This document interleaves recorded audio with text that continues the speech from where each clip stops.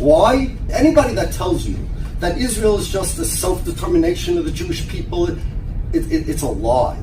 Hey everyone, it's David, producer for The Benjamin Dixon Show, and like it or not. Oh, Ben Shapiro. Ben Shapiro has been getting a lot more exposure.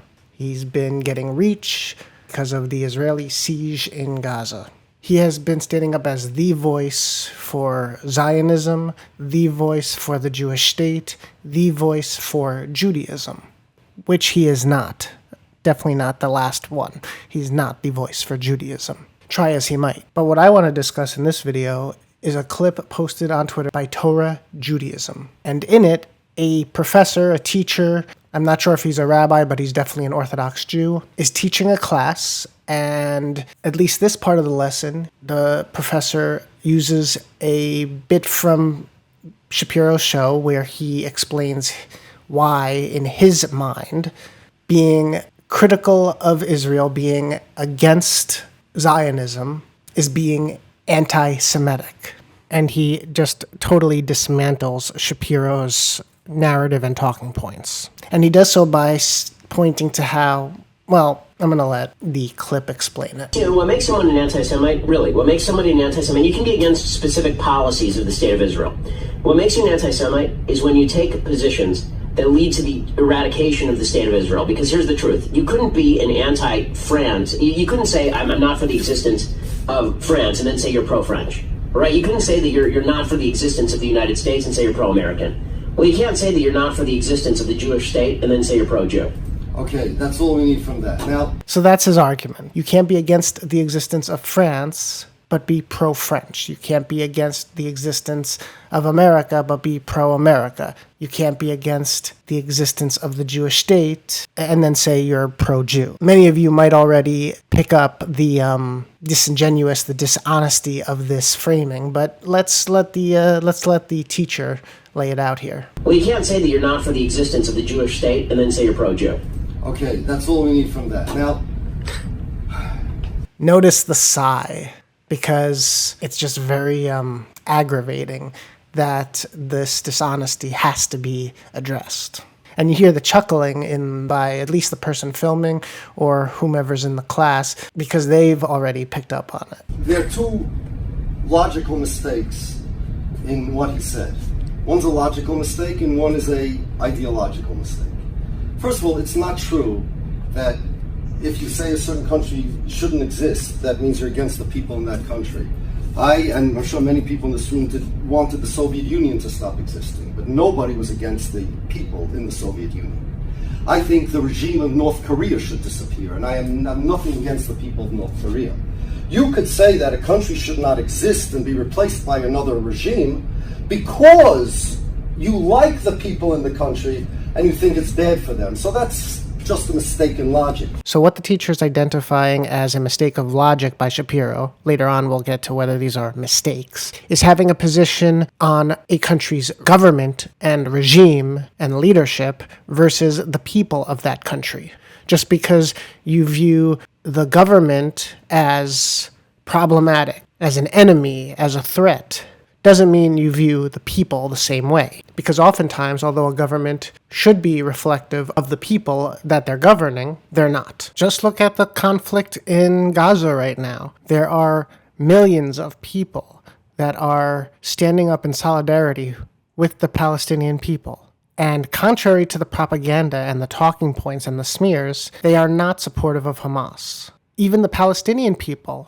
But of course, Shapiro neglects to distinguish between the two. If you're against a country, you're against everything about that country. You're against everyone in it. You're against the whole concept of there being a nation there. But note the sleight of hand that he did. He didn't say, he said, well, if you say America shouldn't exist, you're anti-American. You say Japan shouldn't exist, you're anti-Japan. You say Israel shouldn't exist, you're anti-Israeli. No, he didn't say that. That's what he should have said. You don't think Japan should exist, you're anti-Japanese. You don't think Israel exists, you're anti-Jew. You heard what he just did? That's a sleight of hand. Why? Because Israel is not merely anybody that tells you that Israel is just a self-determination of the Jewish people, it's a lie. It's much more.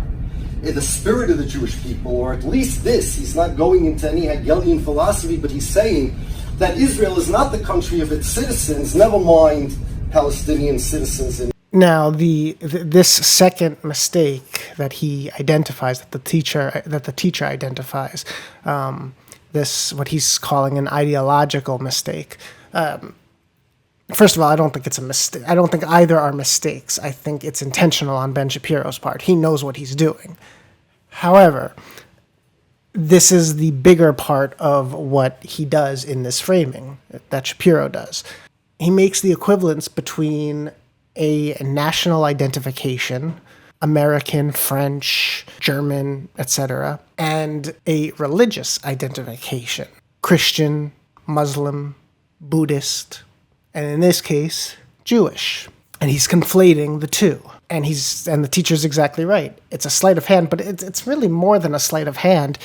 Saying it in the way Shapiro says, in his very, very fast, squeaky, high-pitched voice, if you're not looking for it, you could miss it. If you aren't actually picking up on the nuance of this situation, it's very easy for people that aren't read up on everything and thinking about it on a nuanced basis.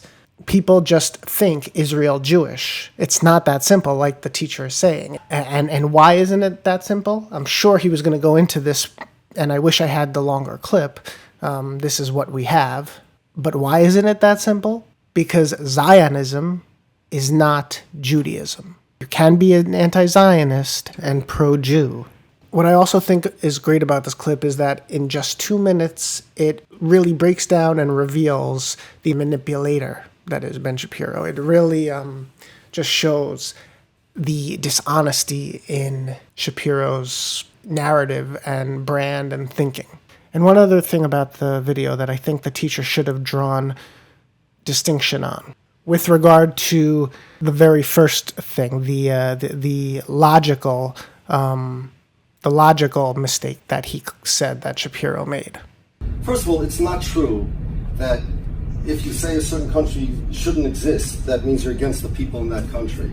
You could say that a country should not exist and be replaced by another regime because you like the people in the country and you think it's bad for them. So that's just a mistake in logic. Now, one thing I think this teacher should have drawn distinction on is that just because you don't think the government should exist or you don't think the government is good for the population doesn't mean that you can go in and, dismantle that government. Kind of like the U.S. has done in many a regime. We attempted to do in Syria, in Libya, in Afghanistan, in Iraq, and then, if you go back, we can list so many.